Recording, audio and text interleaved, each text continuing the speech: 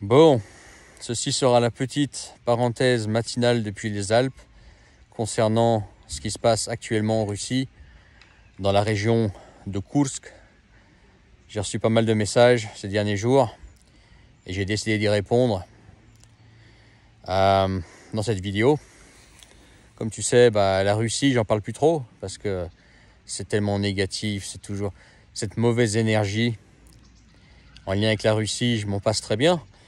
Mais ce matin, j'étais motivé et puis je pense que ce qui est en train de se passer actuellement dans la région de Koursk, donc près de l'Ukraine, avec l'armée ukrainienne qui rentre en Russie, je ne vais pas refaire tous les détails, mais ça fait déjà 6 jours que c'est comme ça, que l'armée russe n'arrive pas à se débarrasser de l'armée ukrainienne sur le territoire russe. Ça peut être le début de quelque chose, je pense. Tu as Gerasimov qui s'est fait jarter. Là, Poutine, il est en train de poser ses pions. C'est plus fidèle, on va dire. Pas c'est plus compétent. C'est intéressant à analyser aussi. Et je pense que ce que font les Ukrainiens en ce moment, c'est, techniquement parlant, c'est pas bête du tout. Prendre une part du territoire russe pour ensuite faire levier et dire voilà, écoutez, vous cassez du Donbass, vous nous rendez notre territoire et puis en échange, on vous rendra votre territoire russe qu'on vous aura conquis. C'est pas bête du tout d'un point de vue ukrainien comme levier. Et pour le moment, ça a l'air de fonctionner. Mais en tout cas, Poutine, il est bien embarrassé là parce que ça fait 2 ans et demi qu'il ouvre sa grande gueule, qu'il roule ses mécaniques, deuxième armée du monde, puis prendre Kiev en 3 jours, blablabla, et tout ça, tu vois. Alors finalement, là, il montre à tout le monde, que ce soit au peuple russe, que c'est qu'une grande gueule, que finalement son armée, elle fait pas le poids, si jamais il y avait un affrontement frontal, non pas juste, tu vois, l'armée ukrainienne aidée par l'OTAN et par les armes de l'OTAN, non, vraiment un affrontement OTAN avec l'armée américaine contre la Russie, eh ben, il se fait éclater le Poutine. Et je pense qu'il le sait. Je pense qu'il le sait, sinon ça ferait longtemps qu'il aurait déjà envoyé quelque chose il a envoyé des bombes, ou il aurait envoyé une attaque à l'OTAN ou sur le territoire européen, aux États-Unis. Sauf il sait qu'il se fait exploser. Et là, le problème, c'est que ça fait 2 ans et demi qu'il a les pieds dans la merde, qu'il est embourbé. Et le problème, c'est que là, il est dans le sable mouvant et il ne peut plus en sortir, quoi.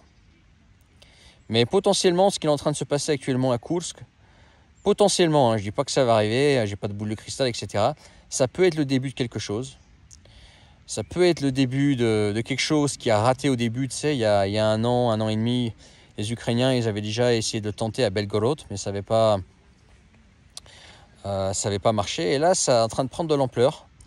Et il ne sait pas quoi faire, quoi. Et là, il est bien emmerdé parce que il montre aux Russes qu'il ne sait pas défendre son propre territoire. Il montre aux Russes que son armée n'est pas si puissante que ça. Et puis il montre au monde entier que l'armée russe, elle a des failles. Elle a des grosses failles.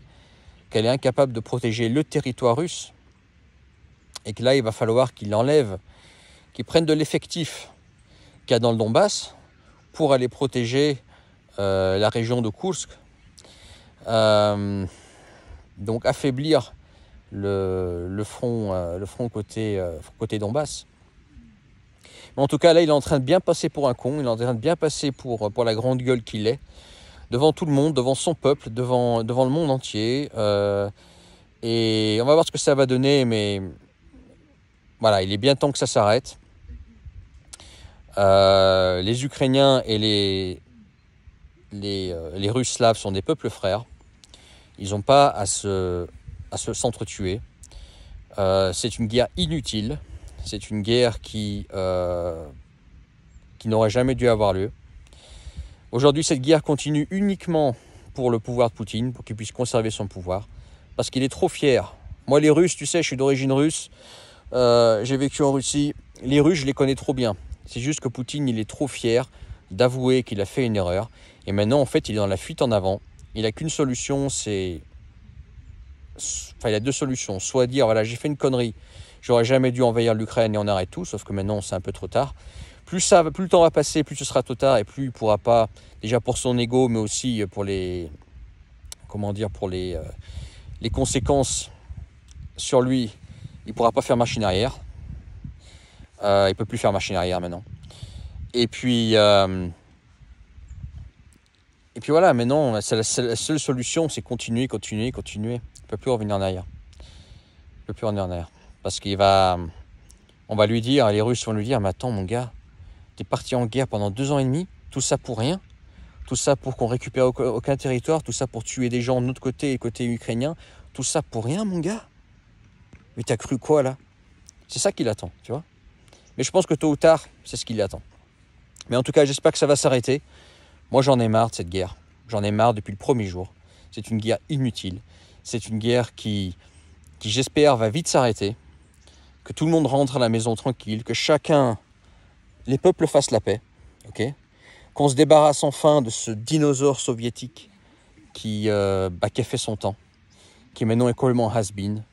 Qui est un dirigeant que la Russie ne mérite plus. Aujourd'hui, la Russie, c'est un pays avec un grand potentiel, avec une jeunesse émergente, un pays qui peut faire de belles choses, un pays qui a des ressources humaines et des ressources naturelles. C'est un pays avec énormément de potentiel, peut-être le pays avec le plus grand potentiel au monde. Et par rapport à ce que ce pays pourrait faire, pourrait être, et ce qu'il est aujourd'hui, il y a tellement d'écart.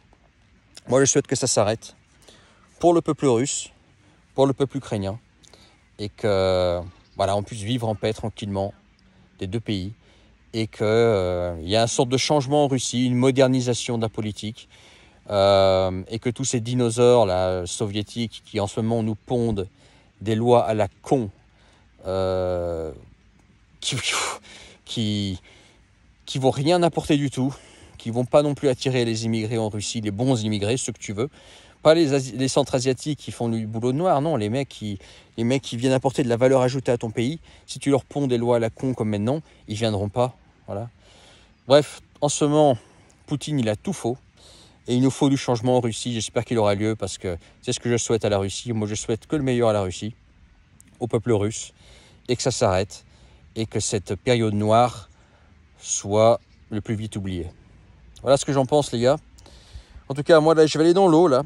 Tu vois, avant qu'il fasse trop chaud.